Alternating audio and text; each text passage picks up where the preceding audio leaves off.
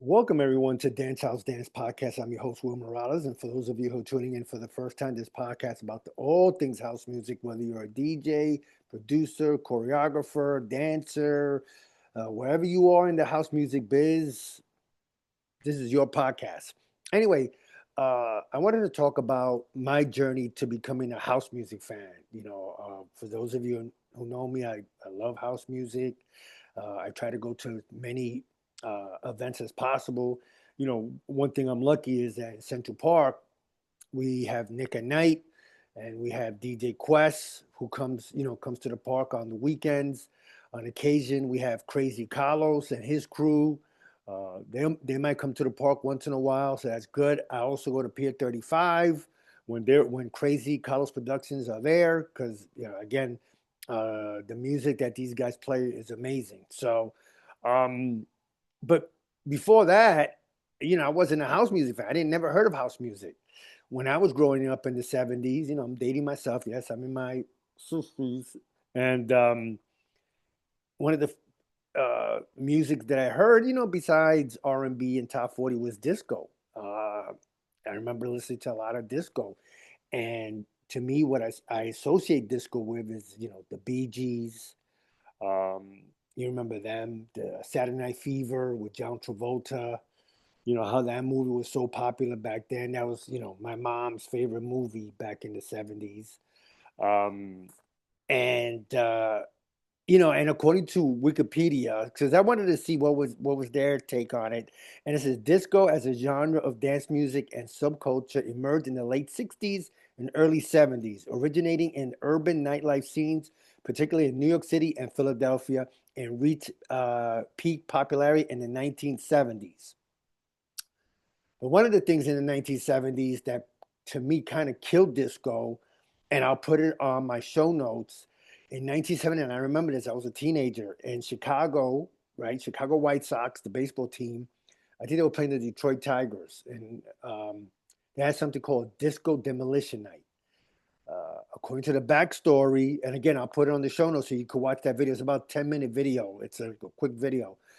Um, the I think it was the station had switched from maybe rock and roll, heavy metal, whatever it was, to disco. So they let go some of the people there. And one particular DJ, again, when you see the documentary, you'll see it. They staged all disco records. They blew them up in between two games. There was two games. In between the games, they blew it up. I don't want to give too much because I want you to watch the video. But basically, to me, that was like kind of the ending of disco. And again, that happened in July 12th, 1979. My God, I was 13 years old. So, but yeah, to me, that was the beginning of the end of disco. And like I said, when I think of disco, I always think about the Bee Gees and the movie Saturday Night Fever. Again, you DJs out there that know about this, you probably could name a bunch of other artists that were big into disco back then. Moving forward, right, as we got into the 80s, um, I started listening to freestyle. I started hearing more about freestyle. And I remember, God, I must have been my early 20s, maybe mid 20s, when I went to the Copacabana, and it was on East 60th Street. I think it was on Fifth Avenue, off of Fifth Avenue, something like that. And there they play a little bit of R&B, but it was all mixed. It was all dance type of music. So when I listen to freestyle back in those days, four artists come to mind. For me, again, you people out there that you could probably come up with 100 different names, but for me, it was Coro, TKA, Noel, and Judy Torres.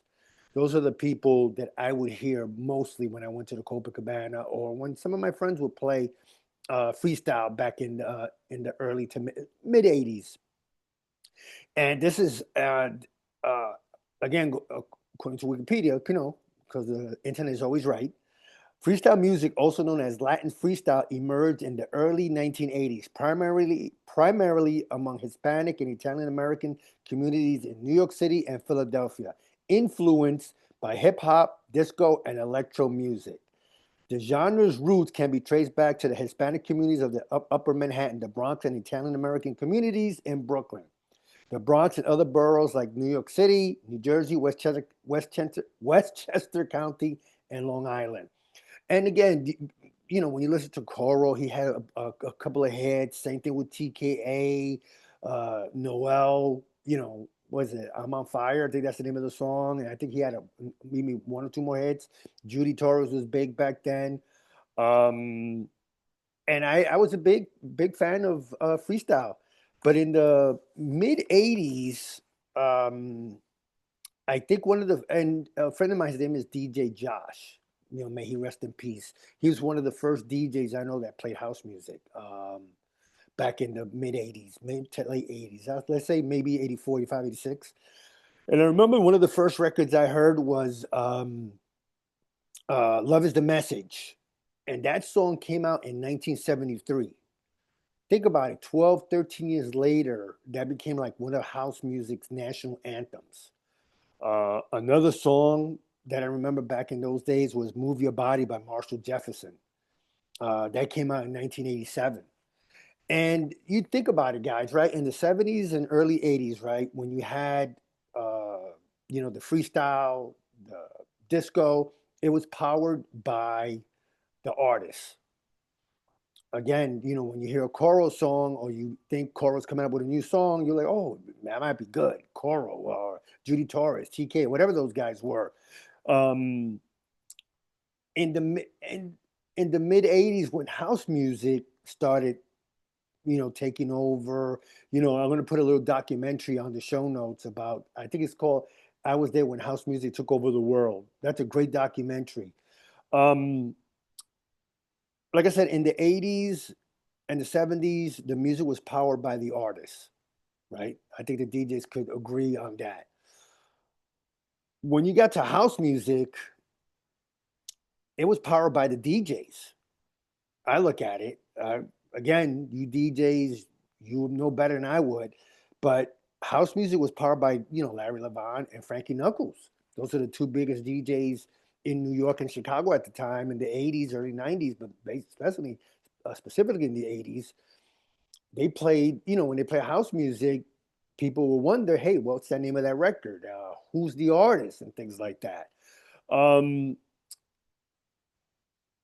One thing about house music that I love is, and a friend of mine, his name is Sal Rentas. He was telling me about it when I interviewed him on my podcast about a year ago. Is that the evolution of house music? And sometimes I think there's, house music in some cases doesn't need words. When you hear the instrumental, like "Love Is the Message," to me, I don't want to hear the words. I just want to hear the beat. Marshall Jefferson's "Move Your Body," that's a different story. You want to hear the words, you want to hear the singing. But there's some music that you do not want to hear no words. That's just me. Um, I think of it, like I said, I put house music in two categories personally for me. I put it as house bangers, where you get on the dance floor and you're not getting off. And then the second category I put is journey music, where you just close your eyes and that song takes you on a journey somewhere. That's how I look at it. And let me tell you again, by Wikipedia's definition of house music. House music emerged from Chicago's underground club culture in the early '80s, with its roots in disco and electronic music scene, and gained international recognition in the mid '80s.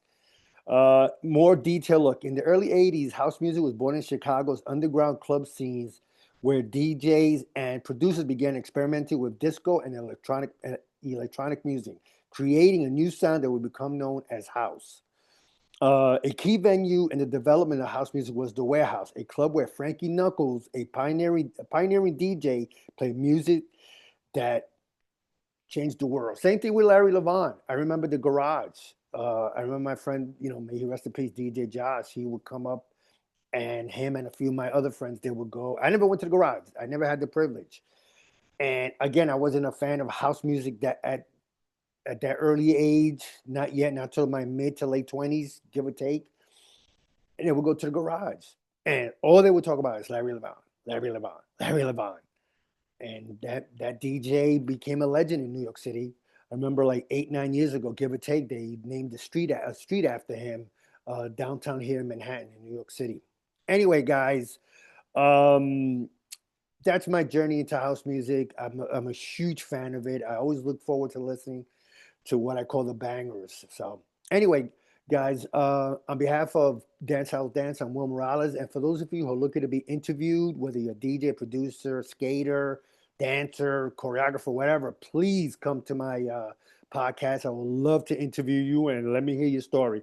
Anyway, guys, until next time, Will Morales, have a great day, everybody, and please stay safe. Bye.